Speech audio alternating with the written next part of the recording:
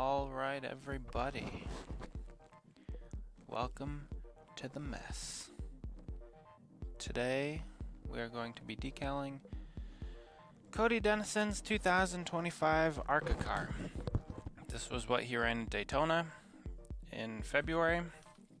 This is what he subsequently crashed, also in February. And as you can see, we already have some decals on this thing.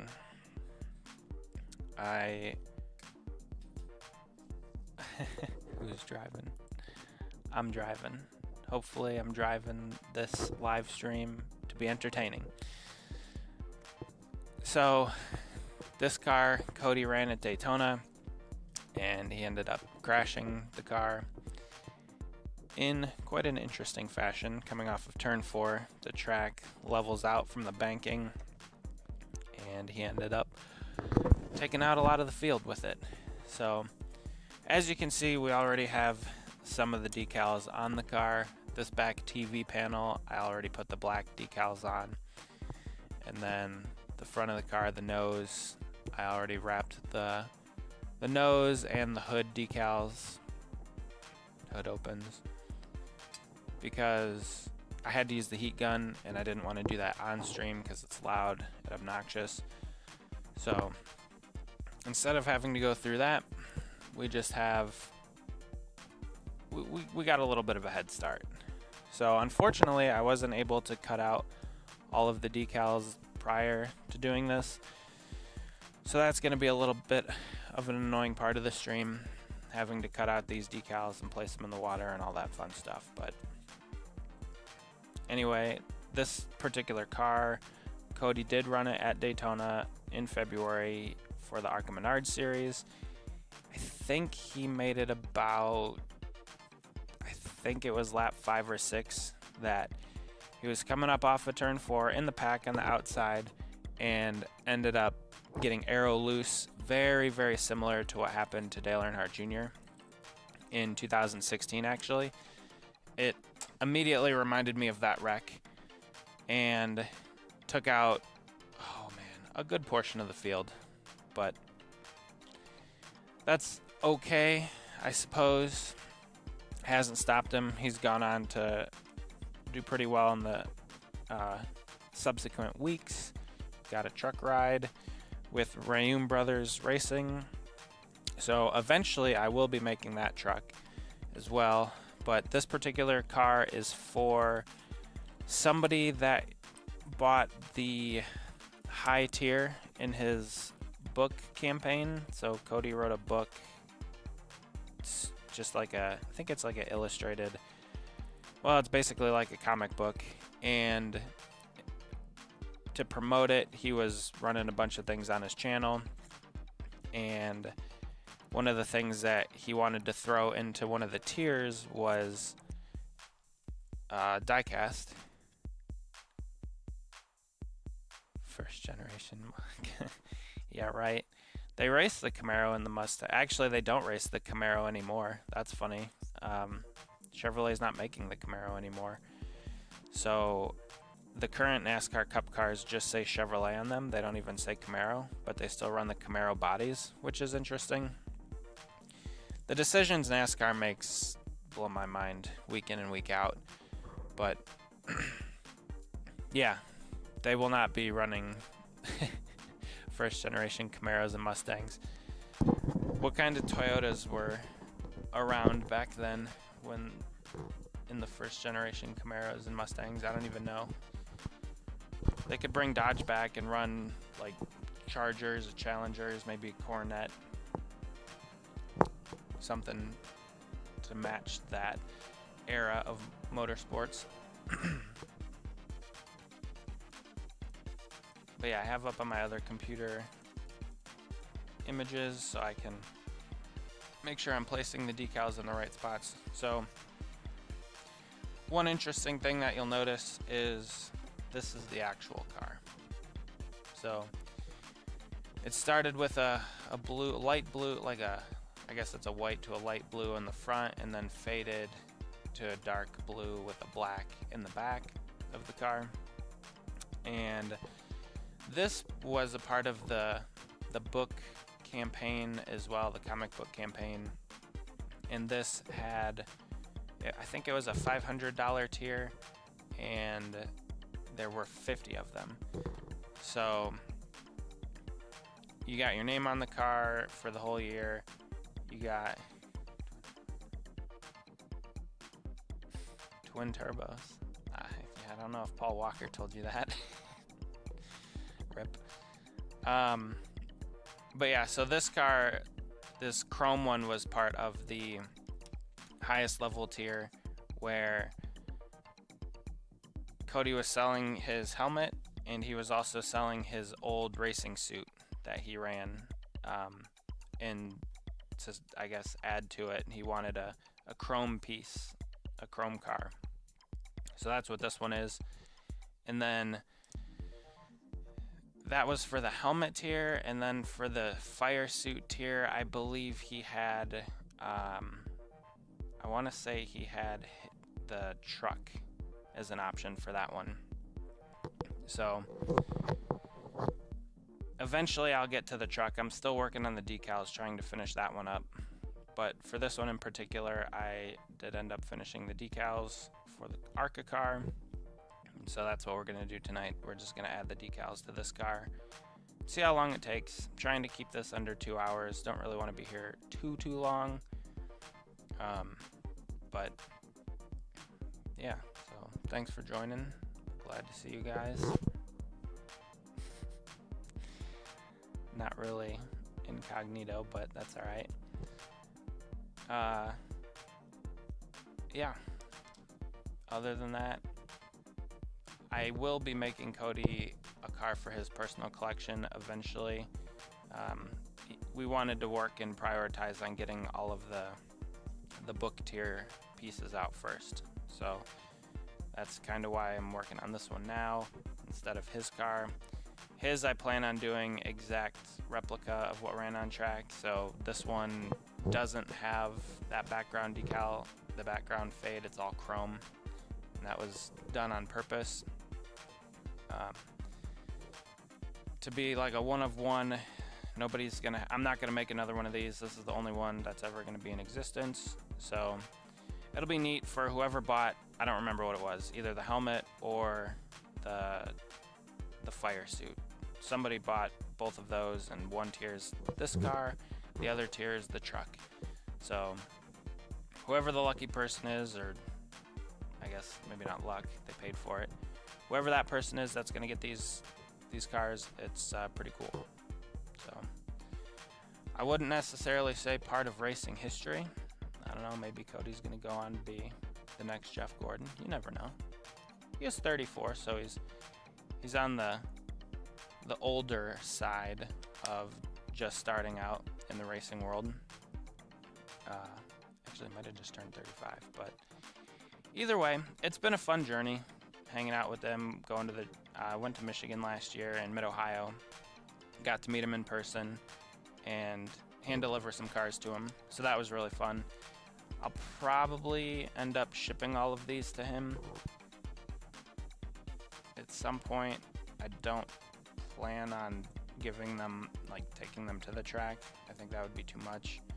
Although I could. The plan is to go to Michigan and to Watkins Glen this year. So I intend on those two races being my last two NASCAR races. I've been really trying to get away from it lately, but it keeps pulling me back in. It's like a bad relationship.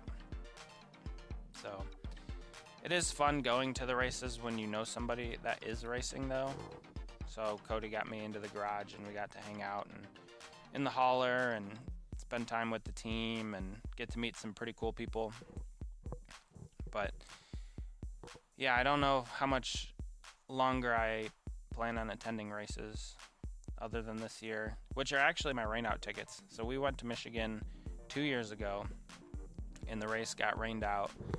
And with the NASCAR's weather protection policy for tickets, which is a pretty good policy, I do like it. They say if the race does not get to halfway and they end up calling it for that particular day, which in Michigan's case was a Sunday. The tickets are good either to come back the following day when the race is run, most likely not in the rain, or to another NASCAR sanctioned track later in the year or within the following year. So it's within a 365 day schedule, and so that's what we ended up doing. We pushed the Michigan tickets to last year, and lo and behold, it rained again at Michigan. So we got half the race in, it rained again, and we ended up then going to Michigan, or we ended up getting tickets for this year for Watkins Glen and one final time at Michigan. So I'm hoping those are the last 2 races I have to go to this year. I don't really want to go to any more, but yeah, this car for Cody is of course it's really complex. It took me a long time to get these decals on the nose and on the hood and on the TV panel on the back. I know they look simple, but getting all the contours right in this area and around the nose, it was just a pain in the butt. Yeah, better weather for the races in Michigan in June. So the thing about that is they used to race in Michigan in June and in August. That track would have 2 dates during the year, and it seemed like the Michigan or the June race would always be like 1,000 degrees and there would be no clouds, and so you would just cook like a lobster in the stands. And then the August race would be gross, hot, humid, but it would rain. It seemed like every year we went. Obviously that wasn't the case, but there was always a threat of rain, it seemed like, in August. In June was typically on the Father's Day weekend. And so, I mean, what I remember is it was always scorching hot, no clouds in the sky, and typically, if I remember correctly, the races went green most of the time. There weren't a lot of cautions.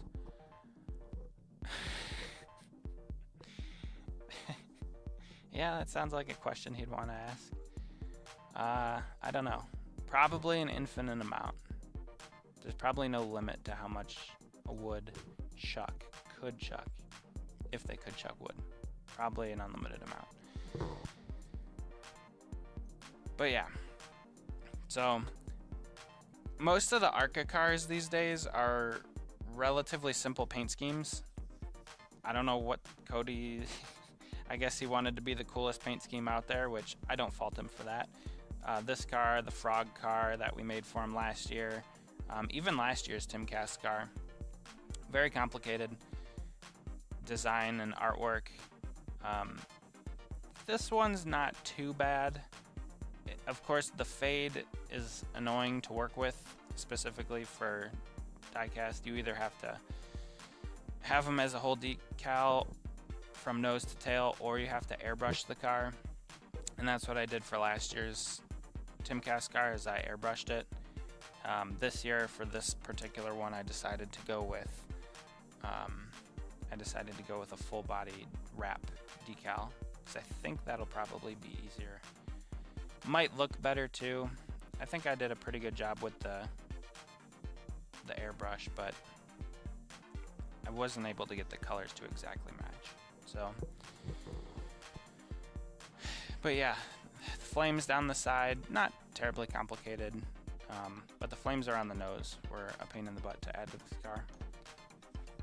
So, and again, this is the little car. I have to make 50 of these, so this is 1 out of 50 that I'll be making. Not entirely looking forward to doing that, but I signed up for it, so it is what it is. We're gonna get it. We'll take care of it. And they'll all look good. So those are for Cody's book tier. He sold 50 of those, so one 164 diecast with each of those book tiers. And then, like I said before, the helmet and fire suit were 2 separate tiers for significantly more money, and they came with these chrome diecast. So This one is the ARCA car from Daytona, and then the other one that I'm going to be making is the Craftsman Truck Series truck debut from Martinsville for this year. And I think for that race he had an issue. He had a tire go down or something that took him off the lead lap, and then he was really never able to recover. And then this last weekend at Rockingham, I want to say he had an oil line issue or something, or maybe it was Frankie Muniz that had an oil line issue. But something with the Rayum trucks, they had a bunch of gremlins and issues, and they couldn't. I think Cody finished something like 70 laps down, but he did finish 27th because there were a few wrecks. So I guess career high finish in his 2 races, and that's pretty cool. I just saw he announced another sponsor that's jumping on board for the next couple races, so it's fun to be a part of it. I mean, I'm really not that important or that big of a part of the racing deal, but it's something that I get to do, and it's a hobby that I like, so I get to spend time doing it. But yeah, I would have cut all these out before the stream if I wasn't trying to add the difficult decals onto the front of the car and the back of the car.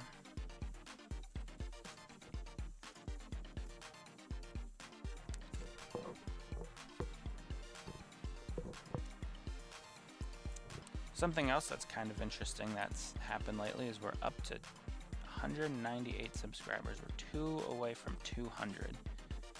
So I don't know what I'm gonna do for the 200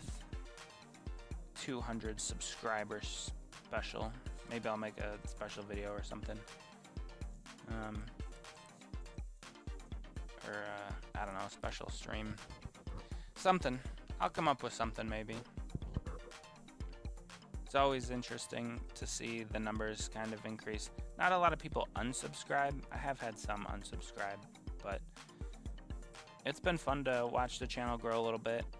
Some videos do really well and some don't do well at all. I don't know if it's timing, if it's just that particular week, YouTube doesn't want to push it that week, whatever it is. But sometimes they do well and sometimes they don't. Now, the D'Agostini model video will be coming out likely tomorrow. I need to finish editing a few things with it, but my goal is to have it out either, if not tomorrow, then on Thursday. Yeah, the algorithm is frustrating to try and figure out. I've been trying to do all of my videos on Friday at noon, and it seems to have been working. We don't get a ton of views, but this channel's, I don't know, it's not really one that everybody would like. It's kind of a very niche thing, so I'm not entirely surprised when it doesn't get a lot of views, but it's still doing pretty good. Plus, it's mainly for me. I mean, my collection, trying to go through all of my cars in my collection to mostly to video document them. But I don't know. Not too many people like NASCAR anymore, and I get it. I'm one of them. I don't really like NASCAR that much anymore. But now that I know somebody that's in the ARCA series and kind of working his way up, it is easier to stay kind of up on what's going on with specifically with the ARCA series. And now that Cody's moved up into the truck series, that as well. But yeah, of course this paint scheme's complicated as it has been well documented. It is a cool one though. I do like it. I floated him a concept of a niche collectives. Yeah, but not NASCAR. Honestly, here's the thing. If I made this channel probably 15 years ago, 100% would probably blow up, and there'd be a ton of engagement and ton of people interacting and watching and subscribing and blowing the channel up. Nowadays, I don't think so. NASCAR is not nearly as popular as it once was, and specifically the diecast industry has suffered greatly as a result of that. I mean, back in the day, you were getting multiple hundreds of cars being made. Now some don't even hit 100, and a lot of cars are not produced. That's another thing. There's a DNP list, which is a did not produce, that Lionel has, and they've kind of stopped really reporting on it on their forum. A lot of cars end up on the DNP list, which is a shame. But at the same time, quality has gone down, price has gone up, and popularity in NASCAR has gone down. So there's a lot of factors that have played into why it's not doing well, and it's, you know, not entirely surprising. But it's kind of sad at the end of the day. But for people like me that have big collections, I mean, there's always going to be some interest, I suppose. Some people are going to want to see them. And that's kind of what I'm doing. I don't know if you saw the basement update video, but now that I got the basement all completed and finished and got everything added in, it's really cool. Turned out great. Happy with it, but yeah, I don't know. Those the days of NASCAR being ultra popular are pretty much over. It's their own fault too. I mean, they've made a lot of decisions contrary to what the fan base would hope for or would want. So they don't really have anybody to blame but themselves in most cases. Take, for instance, the numbers being slid forward on the doors. Like, nobody really... It's my understanding that nobody asked to have the numbers slid forward on the doors, and NASCAR decided to take them instead of having them in the middle of the door and move them forward. And it looks stupid. Oh yeah, here, this is the middle of the door. They moved it up to basically where these contingency decals are. Not really sure why. They said so sponsors could have a larger space back here, but I don't know. It doesn't really make a lot of sense to me. Not a lot of things they do make sense to me. But that's NASCAR. That's been what they've done for the past 20-something years.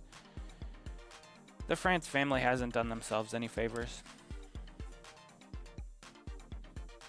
And now with the lawsuit from Hamster and Michael Jordan and all that fun stuff that's been going on, I mean, it's just a bad look. I try to be positive. I really do. But they make it difficult. So, it is what it is.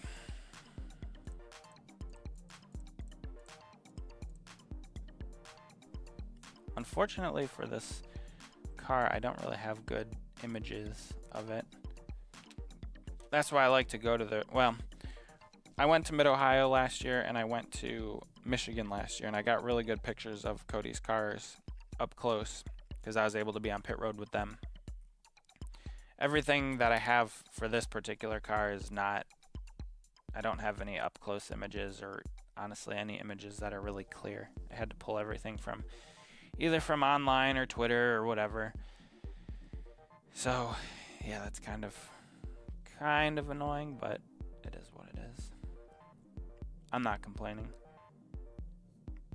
I get to make the cars, and that's cool. I'm the sole producer of Cody Dennison's ARCA diecast cars. So that's kind of fun. Nobody else makes them.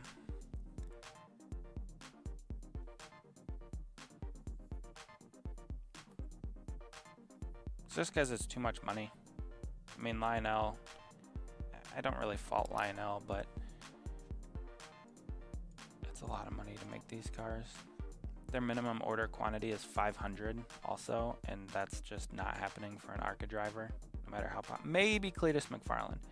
Cletus McFarland might be the only one that they could get 500 cars made and people buy them all. Other than him, I don't know. There isn't an ARCA driver that's popular. I mean, Haley Deegan, kind of. But her cars, you could find them on eBay for relatively cheap. It's not like they became hot pieces and tons of people want them. So, yeah, I don't know. The NASCAR diecast world is an interesting one. Also, with the tariff situation that have been going on, Lionel decided to raise their prices and just kind of like, I don't know, not even really wait it out. So they're going to have some announcement later this week about pricing and what they're going to do with the tariffs and all that stuff. But it wasn't really a good look.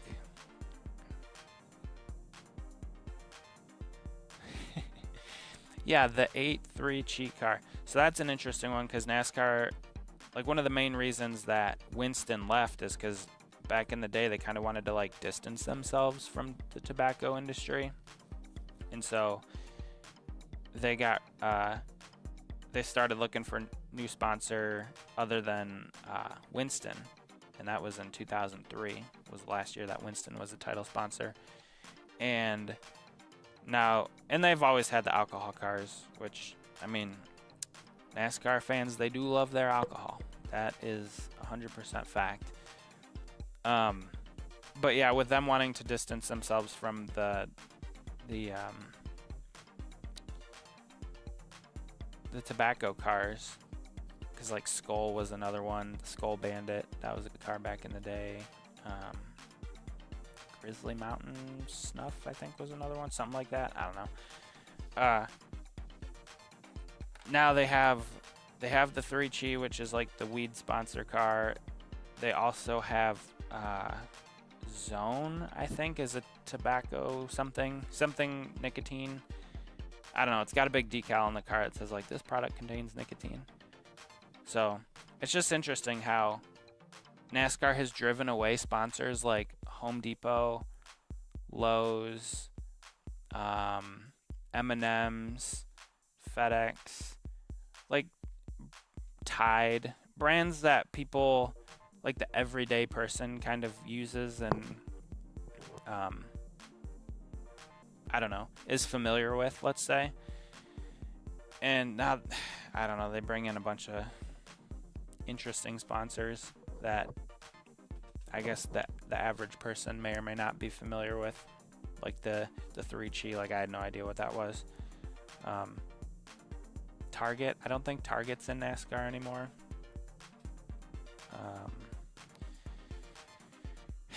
Something interesting about the wings on this one is they're a little bit offset. So I wonder if the reason they were slid forward on the driver's side was because of the fuel inlet. Like on the passenger side, the tip of the wing goes a little bit further back, more towards the spoiler area, and on the driver's side, the top tip of the wing only goes back to about the middle of the deck lid. So that's kind of an interesting little thing that I noticed when putting this one together. Let's see. So for this decal sheet, I had a lot of extra space on it, so I made a lot of white underlays for some of the decals. So like this big Timcast one that goes on the deck lid, I have a nice white large underlay for it.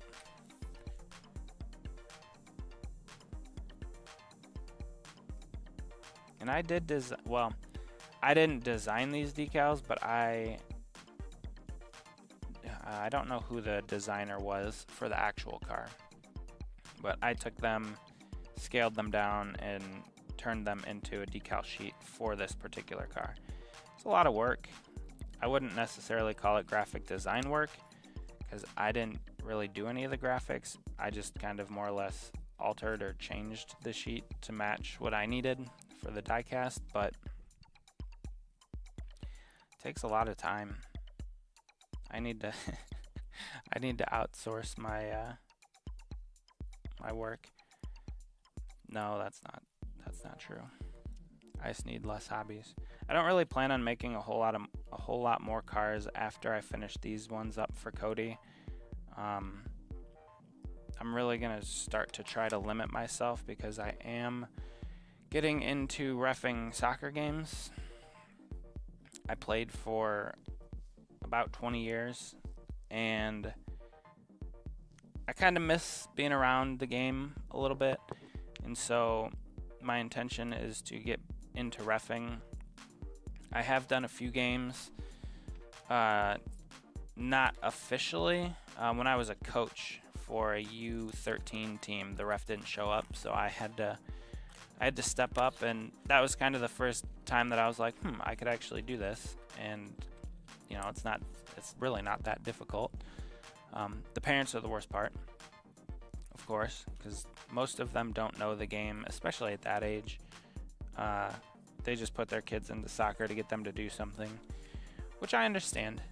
But I'm kind of going to move more towards that and kind of start to get away from the diecast stuff. I still plan on doing videos of my collection and interacting on YouTube and stuff, but I think what I would rather do is ref games and get paid for those. It's a lot easier. It's a lot. I mean, it's time consuming, I guess, but you get to be active when doing it. Like when I'm decaling these cars, I'm just sitting at a desk for hours on end. It's not the best for your back necessarily, but it's all right. Also, the World Cup's coming next year. No, I will not be reffing in the World Cup. That would be too fast of a track, but I don't know. I think I'd rather just be involved in soccer than racing. But we'll see. There's no telling what's going to happen in the future.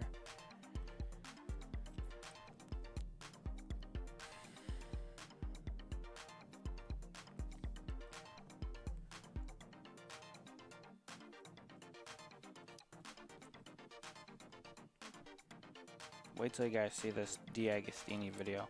There's another guy that is making the model. He's in England, and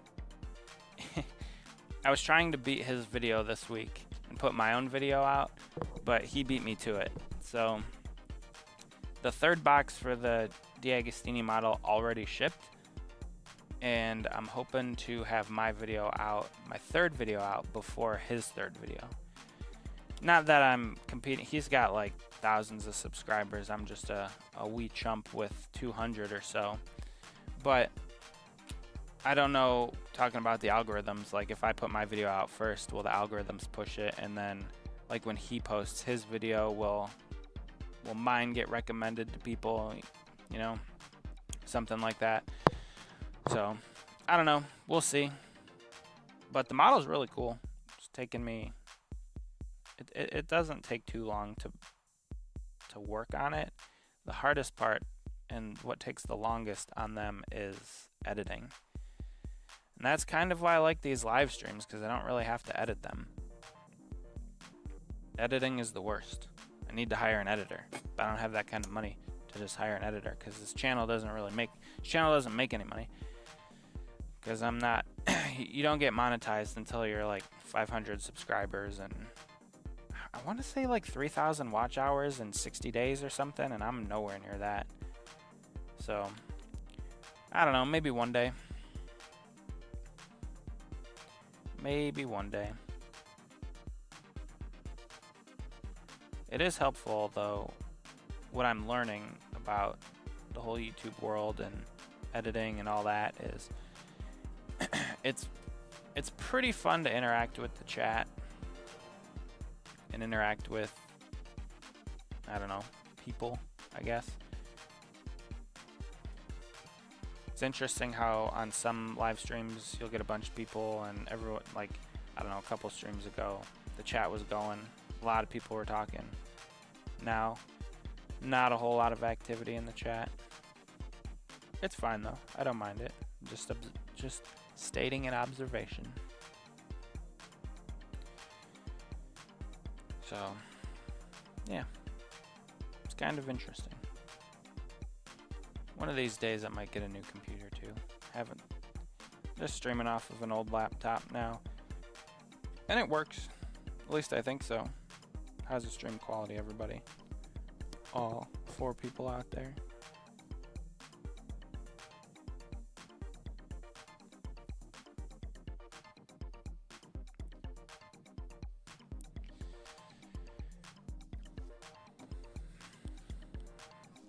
It's really cool that Cody's picking up sponsors too.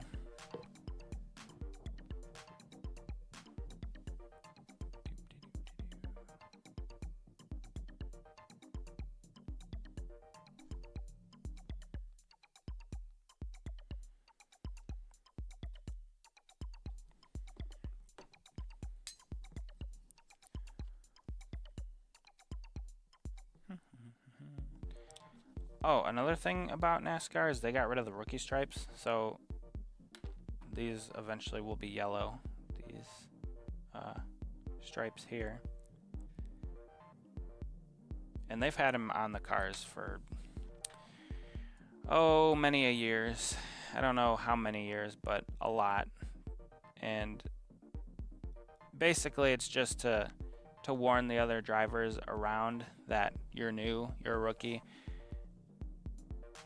And NASCAR decided that it's the top echelon of motorsports in America, and so they don't need rookie stripes anymore, because everybody should be a quality driver, which I suppose I understand to some extent. But sometimes, I don't know, they drive way above their heads like rookies would drive, and it's been a problem over the past couple years. But like, of all of the things to decide to do, getting rid of the rookie stripes would never have been on the top of my list. It's not something that really hurts anybody. It's not something that helps. Well, it is something that helps other drivers recognize who they're racing around, but I don't know, whatever. NASCAR and its infinite wisdom. So the video, it's funny, the video is just off of my old iPhone. I'm using, I don't even remember what it's called. Camo might be the app that allows me to use my iPhone camera to stream from there into OBS, and that's what I run basically the rest of the stream through or from is OBS. And then for the audio, I just have I don't know, my dad got this headset microphone, and it goes through a voice live play box, and I could change the sound or whatever if I wanted to or needed to, but I don't really want to or need to. But yeah, I try to make it as good of an experience for everybody as I can. Like I said, I'm still kind of new to this whole streaming thing. As long as it's clear and it looks good and you guys are happy, then that's all that matters. Nobody wants to watch or listen to a stream where the audio is bad. I think that's honestly, that's probably the most important thing in live streaming is audio. If a lot of times, a lot of streams, I'll put them on and I really won't watch them. I'll kind of be doing something in the background, or I'll be doing something and have the stream on in the background. So, for instance, if I was not live now, I would probably just have the live stream on, watching somebody do something, and not pay attention to it. Just have it on in the background, either that or music. So, I would say audio over video these days, especially for longer form things like this. Now, if you're making a video about a certain topic or something, more than likely you're going to want to have well, you're going to want to have good video, of course. But for longer form content, you're going to want to have audio better than video if you have to make a choice. But since it seems to be pretty good on both accounts here, I guess I didn't have to make a choice since we have both.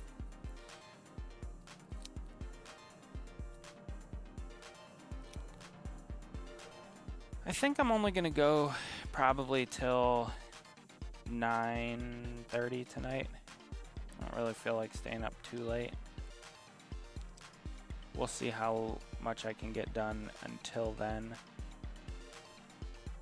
On my previous streams I was going up about 2 hours, but I got some other things to do. I do want to finish that D'Agostini video, editing it. I'm basically done with all of the audio. I just need to finish syncing that with the video clips that I have. So I want to get that done and get that out because that's currently a hot item. And well, Easter was this weekend, so we were kind of busy with family stuff and church stuff, so I wouldn't say I've been dragging my feet, but I've been pretty busy, so I haven't been able to get the video edited and worked on and put out. But the next one, like I said, the parts are already on their way, so next video will be, I'm gonna try and get it out as soon as I get that box in.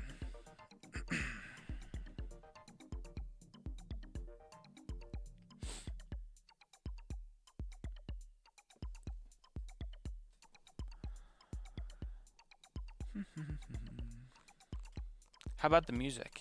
How's the sound of the music in the background? Is that pretty good?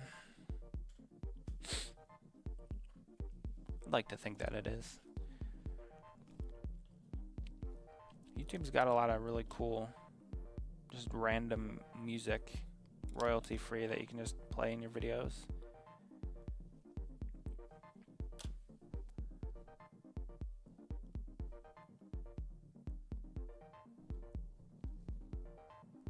Try to get this right, or at least pretty close.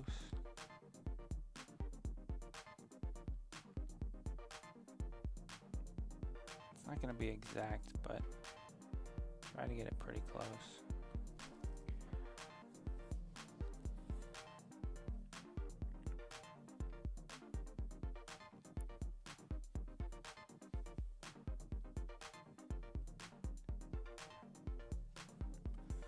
Timcast. And an interesting, like, I've never watched Tim Pool. I don't have a problem with him, it's never been something that I've watched. So it's kind of funny that it's a sponsor. I've worked on a couple of Timcast cars. And actually, I do know this. If you watch Timcast, you will see the car that I made Cody in the background. It's like right over Tim's left shoulder. So that is kind of neat. I didn't really intend on making one for him. It's funny. I made one for Cody, and then I got the colors wrong, and I didn't like it. So I'm like, I'm gonna make you another one with better colors, the correct colors. And he's like, okay. So he ended up giving that one to Tim, the one that has the incorrect colors on it. So, I mean, I would probably be the only one to know or care, but it's just kind of funny. It's just kind of funny to me.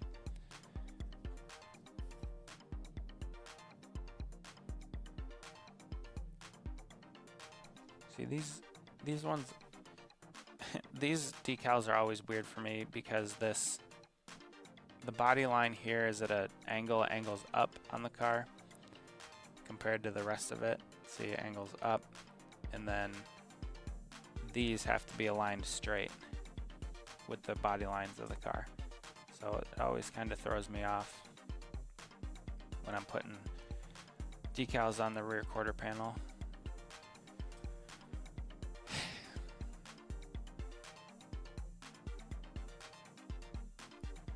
overall it looks pretty good. I mean, I don't have any complaints. I keep reaching across because my other laptop's up there for my reference images that I have of this car.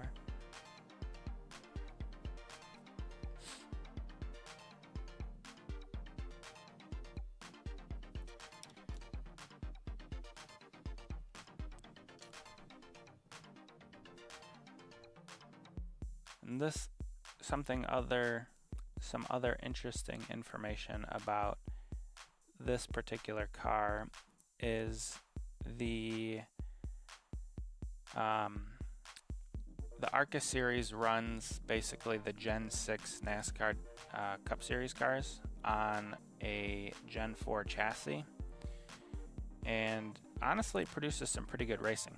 The only problem is the money from the top teams to the bottom teams is ridiculously vast, the amounts that each invest.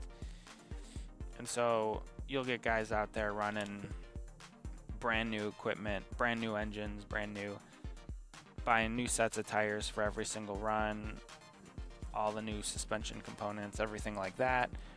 Then you get other guys out there that are like on old tires and engines that have run like 3 or 4 or 5, 6, 7 races. So, you know, they're not exactly producing the most horsepower that they could. And it's just interesting to see the divide in ARCA. It's like, I don't know, the top 5 teams outrun everybody by seconds, like over a second in many cases. And like in the Cup Series and in the Truck Series and in the Xfinity Series, it's tenths of a second, hundredths of a second between cars, between teams, and pretty much down the whole leaderboard. So it's very interesting how ARCA is, I don't want to call it unprofessional because it definitely is professional, but it's like, I don't really know how to describe it in a non-negative way, because everybody that shows up is trying and they are doing well and trying hard, but it's more like they just kind of throw some things together and go racing. It is an official league, technically speaking, but you know, there's a reason why the top 3 NASCAR series are as such. The top 3 NASCAR series, like between the production that they put on, between the cars that they run, the technology that they have invested, the money that they have invested, like it's pretty obvious that they're the top echelon of motorsports in the United States. And ARCA is not too far off, but NASCAR did buy ARCA a couple years ago. I don't remember how many years it was, but they purchased them, so NASCAR kind of owns them at this point. But ARCA is a good way for drivers to get started and get accustomed to racing kind of in a national series, a touring series. That may have come up from a short track background, or whose parents have a lot of money. That's also a thing. They pay for a sponsorship that way. But it's interesting.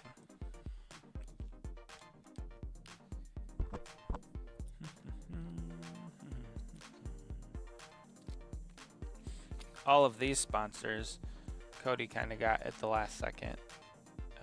Threw these ones on the car. Well, he had a couple of these last year, but as far as adding them to the diecast, it took me a while to get the images from him. Like, I kept reaching out, like, Cody, you got to get me these if I want the cars to be accurate. I'm like, Cody, you got to get me these. So it was kind of funny. But and that's kind of, again, that's how ARCA goes, is a lot of times they'll just throw sponsors on that they get like last minute. And NASCAR kind of used to be that way at the top levels.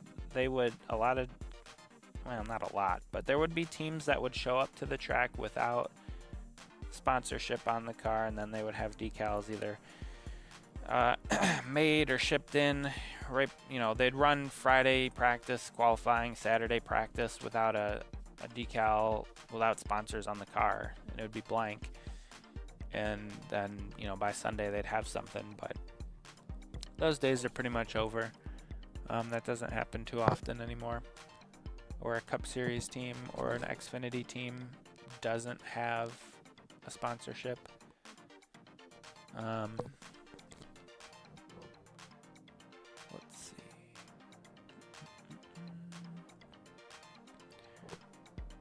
Oh, I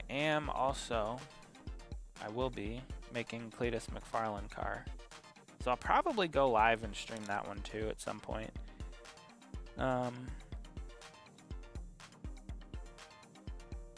Not really sure when that's gonna happen. I still have to finish this one for Cody. I have what else do I have to do? Oh, I have an AJ Allmendinger one that I'm gonna be making at some point here in the near future, and then I'll probably get to the Cletus cars. One's for my buddy at work. He has a friend that's a huge Cletus fan. I don't watch his YouTube, but I did see his video with the Dale truck where Dale Jr. drove it. I thought that was pretty cool.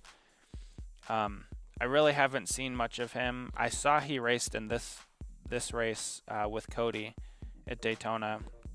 He also crashed out. He got caught up in a lot of other people's stuff. I mean, Daytona was just a wreck fest for the ARCA series. Daytona's always a wreck fest for every series, honestly, but I typically don't watch his stuff on YouTube, but I did see the video of him driving the Dale truck, or well, Dale Jr. driving the Dale truck, and I thought that was pretty cool. That's something I'm considering making, that Dale truck. It's not exact, like there's no diecast out there that would be exact to it, so I would probably have to 3D print some stuff for it. But I'm not against doing that. I don't know if I would keep it. I don't really know what I would do with it, to be honest, but it is a pretty cool thing. Actually, it would be kind of neat if I could make it and send it to Dale Jr. Yeah, that might be a stretch, but we'll see. We'll see.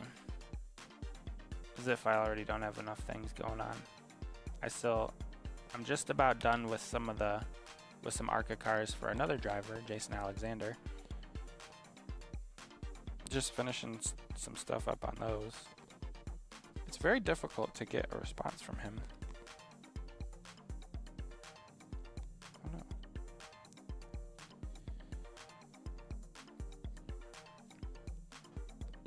So, no, I don't typically watch Cletus's stuff.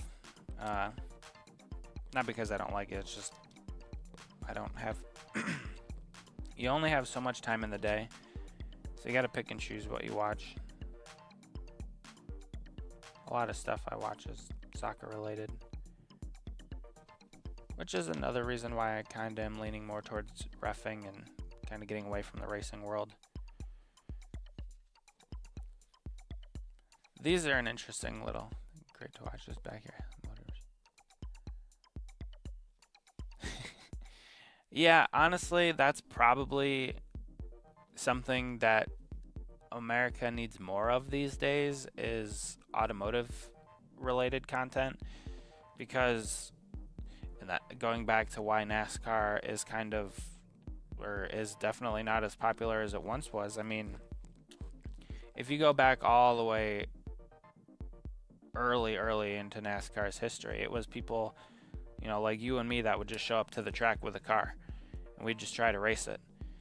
Now it's multi-million, bajillion-dollar stuff going on where, like, you and I couldn't just do it. But a big part of why NASCAR's popularity has dwindled is the lack of car culture. I mean, people don't work on their own stuff anymore, that's for sure. And then on top of that, like, people don't really care about their cars. They just want it to get them from point A to point B. That's it. They don't really care what it is or what kind of engine's in it. They don't really know. Most people don't know what kind of engine's in their car, let alone how many cylinders are inside said engine or what a cylinder is.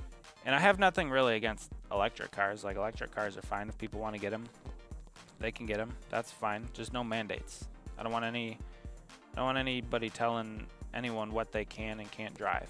I think that's bad decision, especially from the government. But you know, people don't really care about cars anymore. People don't know anything about their cars on a mass scale. You're lucky if most people would be able to change their tire if they ran something over on the highway, let alone change their oil or their brake rotors or pads or whatever. You know, relatively simple stuff that 20, 30 years ago everybody knew how to do pretty much. So, I mean, that's in my opinion, that's another huge contribution as to why NASCAR is not as popular as it once was, is just that deterioration of car culture in America. And I mean, I think part of it is because automobiles have become way too complicated. Listen, as somebody that does engineering for an automotive source, sometimes tier 1, tier 2 automotive firm, I get it. Like, things are over-engineered. They ride really nice, and I mean, that's the department I'm in, is in the NVH, noise, vibration, and harshness realm of the automotive world. But the modern car, here's my ideal car. If you could take a modern suspension chassis, because they ride really nice and they're pretty smooth, the newer the cars get. If you could take that and put it with the technology, you know, let's say, especially the interior with minimalistic controls. You don't need a 25-inch LCD screen or anything, iPad, you know, running across the whole dashboard. You know, I don't need that. Most people just need an aux cord and some dials. You could strip all that technology out of the cars. Those are all luxury things. And honestly, take away all the assisted driving stuff. Pay attention when you're driving. Like, put your phone down. Pay attention to what you're doing. If you just did those simple things, I mean, that's the ideal car. But that's not going to happen. And it's funny the way that these OEMs work these days. Is when I started at my job, everything was BEV, battery electric vehicle. They were pushing everything, all these OEMs. We didn't get an internal combustion quote for any new business. It was all EV. That has backtracked significantly from most OEMs. Now, granted, we work a lot with Tesla and Rivian, who are fully electric, but have been. But you get Ford and GM and, you know, Stellantis, which is Daimler Chrysler. You get those companies that were like 100% battery electric, 1,000 miles an hour. That's what they wanted to do. And now they've all pretty much backtracked and have slowly, but hybrids. A lot of them have moved into hybrids, which is perfectly fine with me. I agree with you on nowadays car culture amongst a lot of youngsters. Yeah. Yeah. Yeah, people just, I don't know if it's people don't have the patience or the attention spans to work on cars, or the interest, or I don't know, whatever it is. It's not there.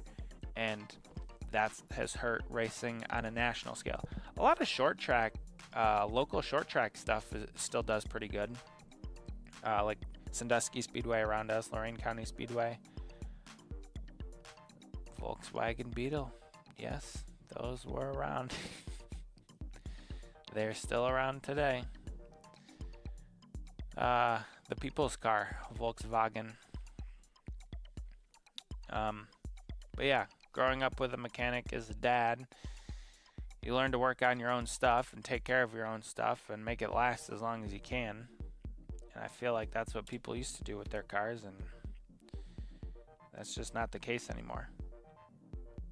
And the prices people will pay just for leasing, just for, you know, it's not even their car. They'll just lease it. And most of the time it's not even a lease to own. They'll just give it back when they're done with it. And it's not cheap. It's not cheap. You look at some of those things and you're like, how do people afford that kind of stuff? Slap it on the credit card, I guess. I don't know. I'm gonna try and keep my cars as long as I can and work on them and do all that kind of stuff. But I feel like I'm in the minority when that's the case. As far as racing goes, though, I do want to get out to the local short tracks some this year, see what they're up to, do some pavement modifieds and some late models, some street stocks, different things like that. Those are always fun to watch. Plus, sometimes you get people that you know that are racing, and that's fun too. See people that you know out there.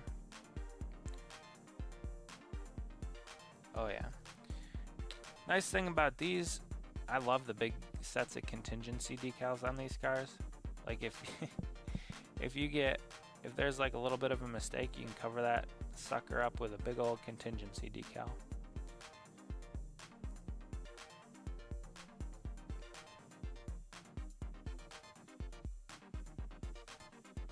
Oh, and that's another thing Cup cars don't have anymore, is all these sponsors. Like all the people that put time and effort and money into parts for the cars and doing different things for the series, NASCAR's like, we don't want you on the cars anymore. You're not that important to us. Okay. I don't quite understand that decision. You would think that you would want to thank and support the people that support you. But again, I don't make the decisions. I'm just a fan. A fan that's on the way out.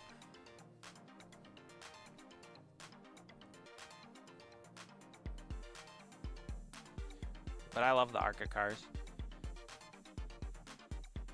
Especially the windshield. So this windshield banner, this year ARCA went to a bright yellow windshield banner. And that's really cool. The last couple years it was just black. It was just, well, here I have a car over here. This was last year's car. This is Jason Alexander's. The windshield banner is just black with Menards in the middle of it, which is fine. But I really like what they did this year. They went to a yellow windshield banner. Ignore that. That goes on the back glass. But they went to a yellow windshield banner with big Menards still in the middle, but then two little Menards on the side. So I like what they I like that decision that they made, that they went that direction with. All right, 9:05. I think I'm gonna go for about another half hour or so, then call it. See what we can't get done in that time. There's a lot of decals to put on these cars. Most of you guys don't collect these things or pay much attention to it, but it goes to show you how much time and effort's put into them. And I'm not just saying that because it's me. Like, there are other people that make these out there, and likewise they put a lot of time and effort into them. Some good, some not so good. It's crazy. When are you making the truck? I don't know. I still have to get the decals done and ordered for that. I have the truck, actually. The diecast, I have it available. I have it ready. It's just a matter of finishing the decals and then ordering them. Because I still have to order 5 sheets for this car, or for those cars.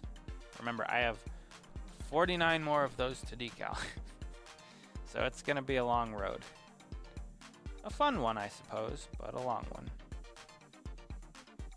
I was really hoping Cody would jump on tonight. I'm not entirely surprised that he didn't, but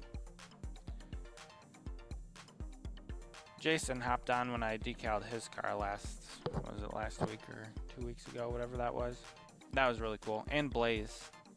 Blaze was the guy that designed the pink car that I decaled for him. So, will the small ones be on stream? I don't know. Maybe. The thing with the small ones is I have to be really close to them because they are so small. I have to like get my face really close. I guess my head's not in it. Maybe. I also use the heat gun on the small ones to get the decals to conform to the body of the car. So, I don't know. I'm thinking about just making a video of all of the small ones. But again, I haven't quite decided that. So, maybe I'll do like 1 or 2 on stream to show the process. We got to get more people in here though. Not that you guys aren't great, but there were 50 people that bought the 164s, the small cars. So I think it would be cool if we could get those people in to watch the decaling of their cars and then we could interact with them. That would be kind of neat. Maybe I'll have to reach out to Cody or something. We could collaborate on a stream. That would be fun. I'm just a chumpy streamer though. He's got like hundreds, sometimes thousands of people that watch him. So maybe, you know, it would be kind of cool. Maybe I'll float the idea to him. Is if I could just, you know, he could do his regular stream, and then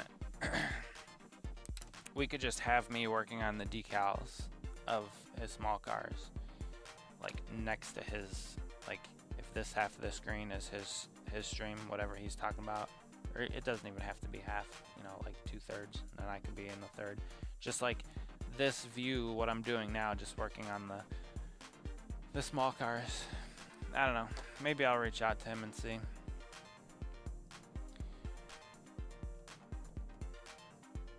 He's another difficult one to get a response from or to get a hold of. Just fine, I get it. He's busy, but I don't know. I'll reach out and see. You never know. What's the worst that he can say? No?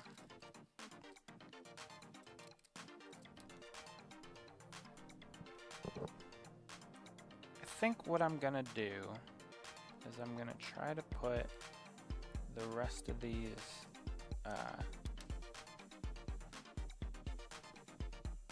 I'm gonna put the nose decals on and then probably end stream. Put this grill on. We'll do the Chevrolet SS that goes across the nose underneath the top grill decal. Put this on. We'll put the brake duct opening pieces on. These ones, they're just decals. They're not. At Daytona, they didn't run brake duct openings, but at like the short tracks, they do for cooling of the brakes. But for that, it's just a decal. So I'll probably put those on and then call it there. Maybe I'll go live another day to finish this car.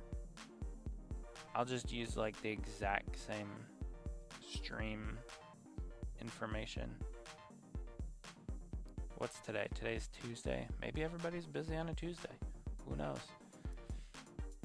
Maybe I'll try going live on Wednesday or Thursday. Probably, maybe I'll try tomorrow. What's tomorrow? Tomorrow's Wednesday? I don't know. We'll see.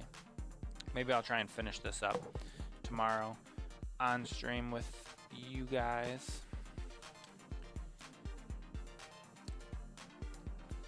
And if I'm smart, I can cut out the decals beforehand so we don't have to go through all this time wasting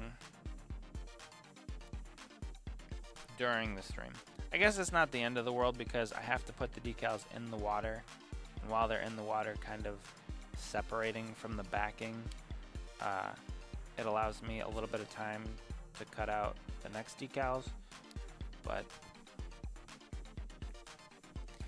I don't know, if I put a bunch of decals in the water like this, then as I'm putting ones on the car, then the other ones will be peeling off the backs. Well, they don't peel off, but sliding off the backs of them. Like water off the back of a duck.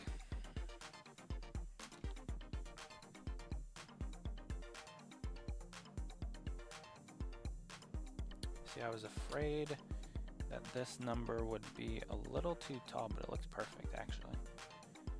It looks great. Whoever designed these decals did a decent job. Did a decent job.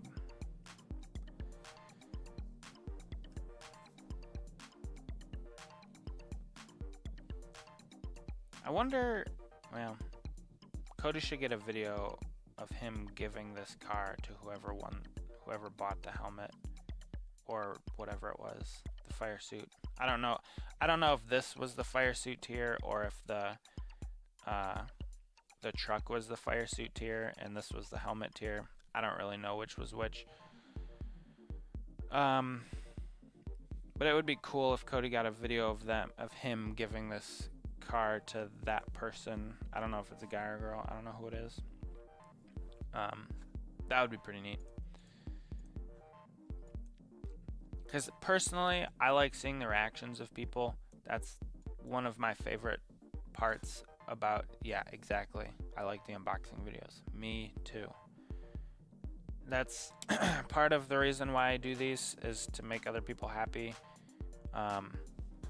This particular instance is more of like a, I don't want to say like a business deal, but that's kind of more how it is, making these cars for Cody. But yes, I agree. The unboxing videos are my favorite. Watching people react, it's so funny.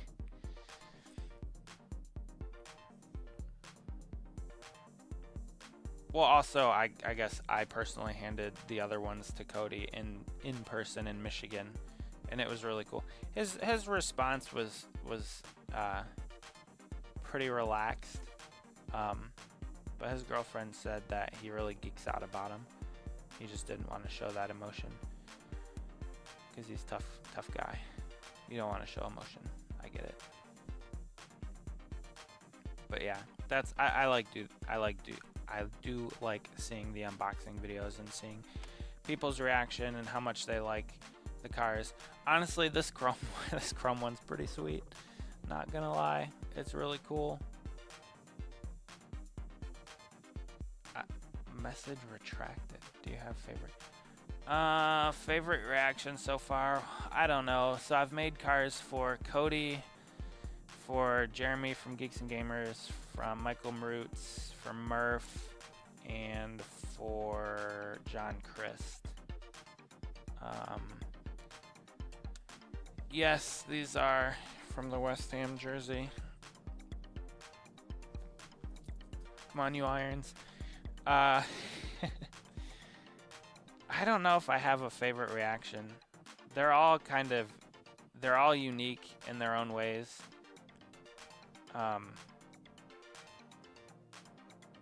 John Christ and Murph both said no freaking way, dude. So that's kind of funny. Moobs yells a lot, so that was this is funny. Jeremy was kind of blown away. So yeah, I don't know. Everybody kind of has their own unique reaction. Like I said, Cody was kind of reserved in his when I gave his cars to him, but yeah, I don't know. That's a good question. I think they're all great. Everybody that gets a car that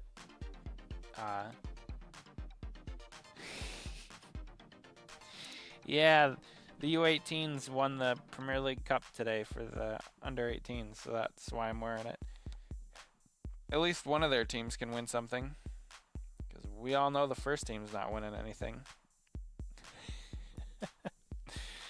Oh boy. It's been a season. It's been a season.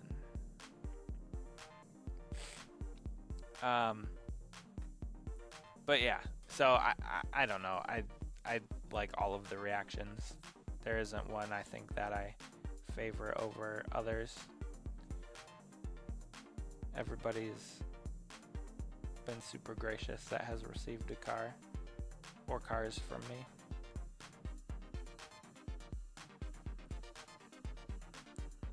Now, I don't know if the person, whoever bought this, is going to have a similar reaction. I don't even know if they're somebody that makes videos on YouTube or not. I don't know anything about it, but I would like to think that it's somebody that would appreciate it. It is kind of interesting. Whoever bought this tier, I don't remember if it was this one or the truck, and I don't know if it was the helmet or the fire suit, but whoever it was, Cody specifically asked me to make the chrome car for, because they would only buy whatever it was if there was a chrome diecast with it. So that was kind of funny. Like I said, I don't remember which it was, which tier, but it's kind of interesting. I have a favorite car. I really like the Farmville car. I hate making it. I really do. I've made it for me. I've made it a couple times, the Farmville car. Mainly because it was one of the Jeff Gordon cars that... I think Farmville's a Facebook game. I'm not really sure, to be honest with you. That one and the Transformers cars. Those two were probably my favorite because they were such hot commodities for Jeff Gordon fans. And of course, being a Jeff Gordon fan myself, I had to have those cars. I think those two would probably be my favorite ones that I've made for myself. I did make my dad a Taco Bell We Speak Fish car because at Michigan in 2011, Travis Quaffle he hit the wall and he pitted like 100 times. And every time he'd come down pit road, we were like right at the exit of pit road. And so every time he would drive by, Dad would be like, "We speak fish, we speak fish." So that was kind of funny. So yeah, I made Dad a car. I've made my sister some cars, mostly Disney cars. Juan Pablo Montoya's 2011 Cars 2 car that he also ran. I think it was at Michigan. Let's see, what other cars have I made for people? I made my wife a wedding car. Wait, was it a wedding car? It was a 1/18 scale. Maybe it was for one of our anniversary, like before we got married. It's a 1/18 scale car with basically just a bunch of pictures of us through the years on it. I like that one. I don't really make a lot of 1/18 scale cars, to be honest. Most of them are 1/64s or 1/24s, which is this scale. I made a Taylor Swift car well, she was my girlfriend at the time, but my wife, and it was the Red album. I don't really like Taylor Swift. She doesn't really like Taylor Swift either, but that car at the time was cool. The jet dryer race version car. Yeah, maybe one day. That one would be complicated. You'd have to tear one of these puppies up pretty bad to make the jet dryer crash car. That was the 2012 Daytona 500. That was a wild thing. something broke on the car. So like it wasn't, Juan just didn't decide to destroy a jet dryer. It was something broke on the car, but still, of all things to happen, that is one of the craziest things I've ever seen watching a NASCAR race. Was Juan Pablo Montoya hit a jet dryer. I still don't know. And the track caught on fire. It was wild. It was wild. All right, I think I'm gonna end the stream after I get these headlight decals on.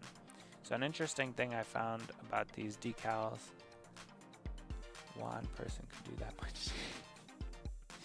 He did a lot of damage. There was a lot of damage.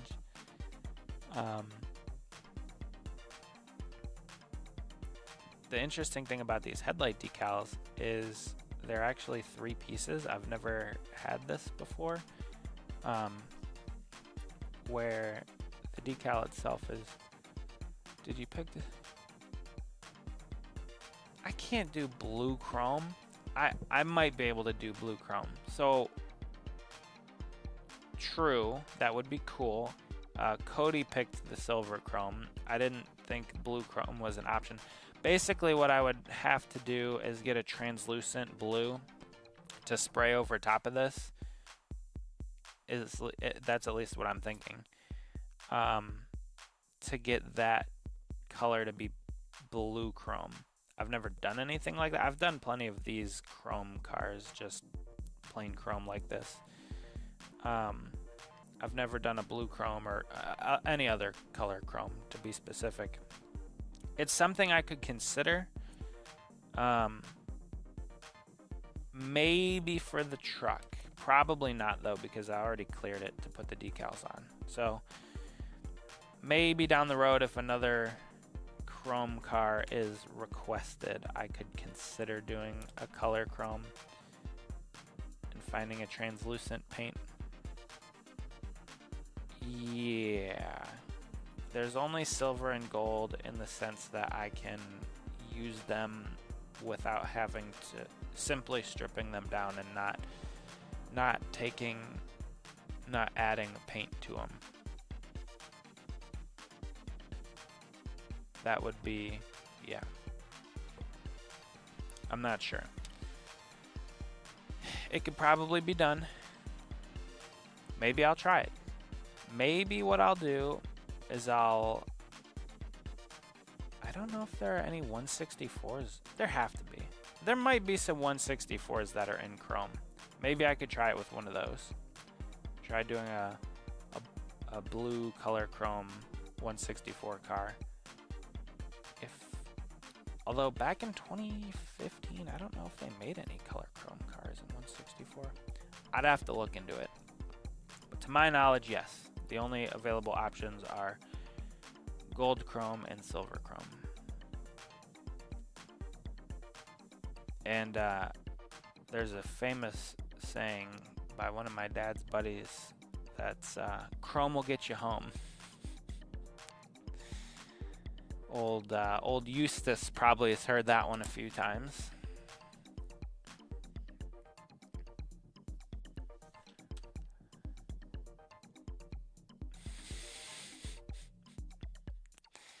Pulling out a Cars reference there. I like it.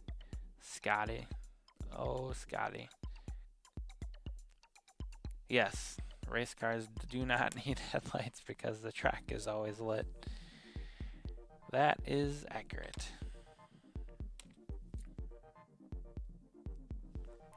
Alright, so the time is 9:26. I think within the next 4 or so minutes I'll be able to get these headlight decals on and we can call it a night. The nice thing about this wrap is, first of all, it was a pain in the butt to get this to conform nicely to the nose of this car. So given the circumstances, it looks great. Now the real car is pretty close to this, actually. I did a pretty good job, if I do say so myself, of getting the graphics pretty close. But the nice thing about the design of this is the headlight decals cover up kind of where the transition lines are. So that is very helpful when it comes to putting the decals on the car and making it look right. Because ultimately that's kind of what I strive for, is to get the cars as accurate to the real things on track as I can. Doesn't always happen like that, but I'd like to think I'm pretty decent at it. So yeah, you can see the difference between this headlight and this spot, how the flames kind of overlap each other, and over here it just kind of engulfs the headlight. Again, complicated design. If Cody gets more sponsors or different, decals and stuff, different graphics packages on his cars, I'm going to kindly request a simpler graphics scheme, which I will undoubtedly get vetoed because I'm just the die-cast guy. I don't make any decisions for the race team or for him. So I'm the one who gets to suffer when making these cars, but oh, that's annoying.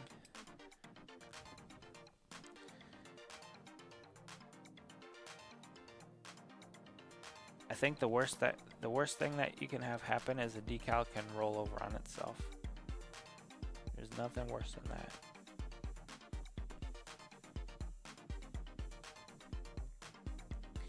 But a little patience, you can solve that problem. Again, this is the first time I've ever had these Chevy SS headlights be multiple pieces. So we're kind of doing, oh, this one goes, oh, it goes like that. Looks pretty nice.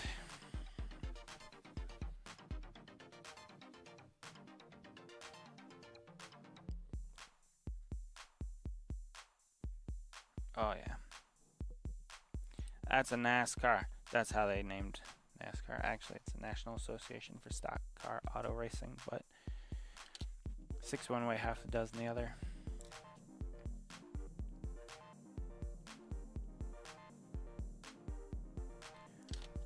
Alright, I lied. It's 9:30. I wasn't able to get these headlight decals on in 4 minutes, but we're close. We got one done.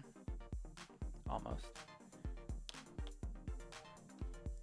The other thing about these is the contingencies kind of run up the side of the car here too.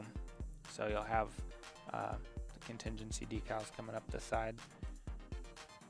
They don't interact with the headlights for the car, this particular car though. Sometimes they do. On the Ford, I think on the Ford cars they do interact with the headlights because the Ford headlights kind of wrap around the side a little bit more from the Fusions. But yeah, quite a stark contrast from this side to this side with the way that the wrap kind of is ugly where the transition lines are. The headlight covers it up real nice on this side. And the real car had this line here as well. So we're pretty accurate. The only thing is I might take my razor blade and cut from here because it kind of goes up a little bit. So we'll make a small incision by the tickle nerve here and peel this decal back. I typically don't like doing this, but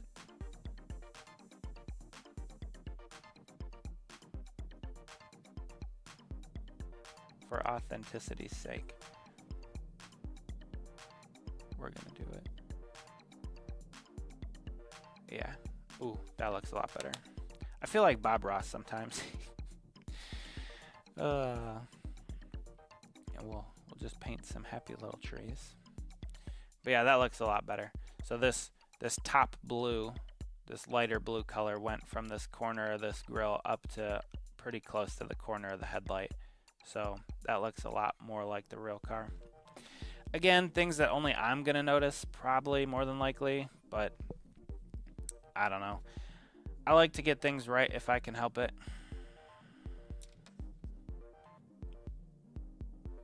If it's in my power to make something correct, I'm going to do it. I don't like to do things halfway or incorrectly. Because, well, one, I will know and it will bug me, and two, yes, Bob Ross, he does rule.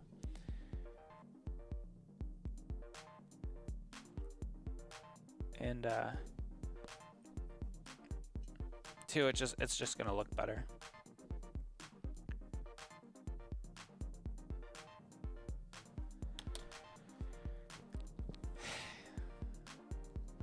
Also, my other laptop that I'm looking at my reference pictures for is very close to ending the battery life of it.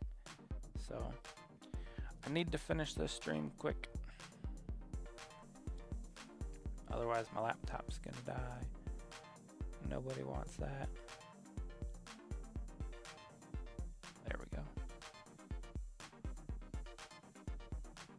And again, this transition line that's down here will get covered up by the contingency decals for the most part, so I'm not overly concerned with it.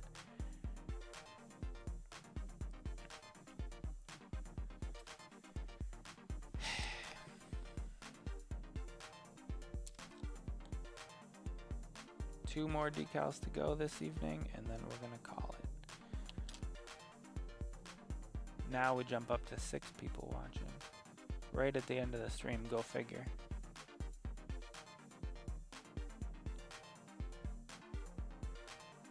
Let's put, no, I'll keep this one down.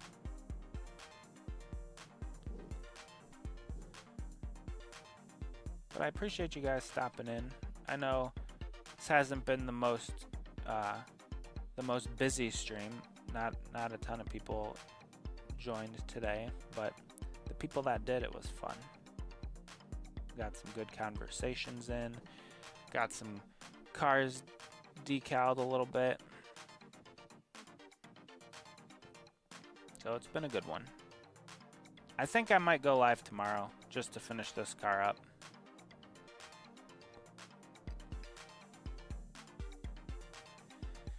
See what tomorrow brings. See if other people aren't busy tomorrow or something who want to join. See, maybe not. Maybe I do like that underneath there.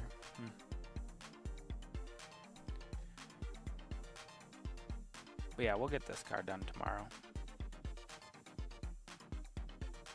We'll get it finished up.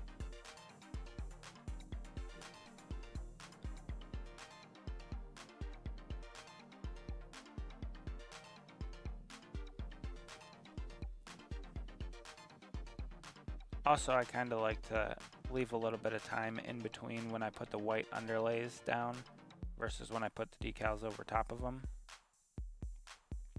I don't think it really matters, but I like to let the water kind of dry out of the bottom decals first a little bit. So all of these ones, the 11, the Timcast, that one, these on the back.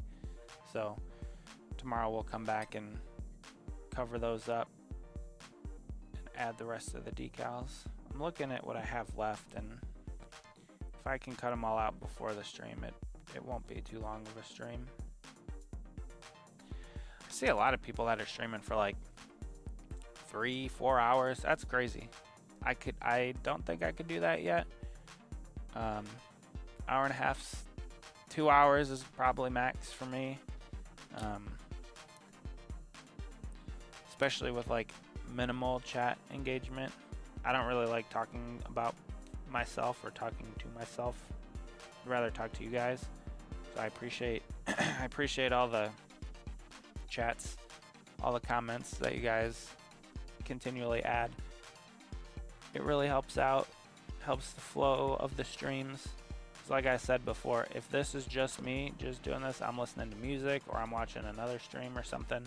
So there's not really a ton of stuff going on. I'm pretty much just silent doing these things, but with you guys interacting, it helps out a ton. So that's gonna do it for today. Tomorrow, I think we'll come back tomorrow and get this one finished up. I mean, I have the windshields to do. You know what? Here, we'll do this. We'll do one more thing. We'll do the front windshield. We'll put this white layer down. I'll do the back glass off stream because I gotta cut around the adjustment holes of the back glass. So we'll do this real quick. Last thing of this stream. We'll add the ARCA Menard series underlayer, especially with yellow too. So that's another thing. White under layers for white decals to give it and make them more vibrant, and then for light colors like yellow or like a light blue or something, or an orange, you want to have a white underlayer. Now all the decals are printed with white in the print. So if I were to just take the top Menards series logo, if I were to just take this decal and apply it right to the windshield, the white would still be opaque. It's hard to describe. It wouldn't be as opaque as it will be when I put this white underlayer underneath it. So we're just adding extra opacity to the color and making it more vibrant by adding this white underlayer to the windshield before applying the top layer decal. So while that one's in the water, I guess I'll just cut this one out. But we'll do this one on stream tomorrow or Thursday. One of the 2 days. And like I've said many times before previously, I mean, I'm going to be doing this anyway. I'm going to be decaling cars. I just have to find time to do it. And so I figured, why not stream it for other people to enjoy? If you guys want to hang out and chat and shoot the breeze and BS, then that's fine with me. We can just hang out. It's not like I'm entertaining thousands of people. This isn't that interesting of a stream, but it's still fun to interact with some people. Like I said before, we had Jason Alexander on, the driver of the other cars that I made at one point. We had him on. Murph has hopped in to a couple different streams. We've had some other guys talk about some other customs and things that I've made or been making. So, you know, it's always fun. You never know what you're going to get. Some streams are definitely more interesting than others. That's part of it. Not everyone can be a banger of a stream, but yeah. This internet culture is a weird thing. It's a strange thing. It's fun, but it's a strange thing.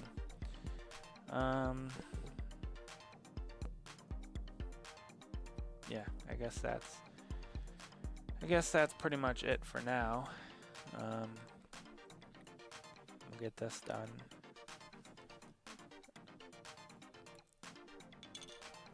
Get that decal setting solution back open.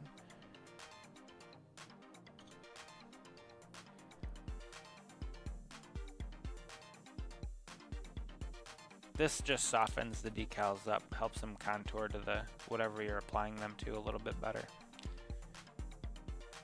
So as you can see, the banner is a little bit bigger. Yeah, you see a little bit of extra white. The Menards banner is a little bit bigger than what the Cup cars ran back in 2015. So, and my contour, my shape is a little bit off, but that's okay. These can be easily manipulated to be contoured to the arc, the arc of the ARCA windshield. So, as you can see, there's a little bit of black on the top side, but we will solve that problem by pulling the decal up a little bit and out. Just like that.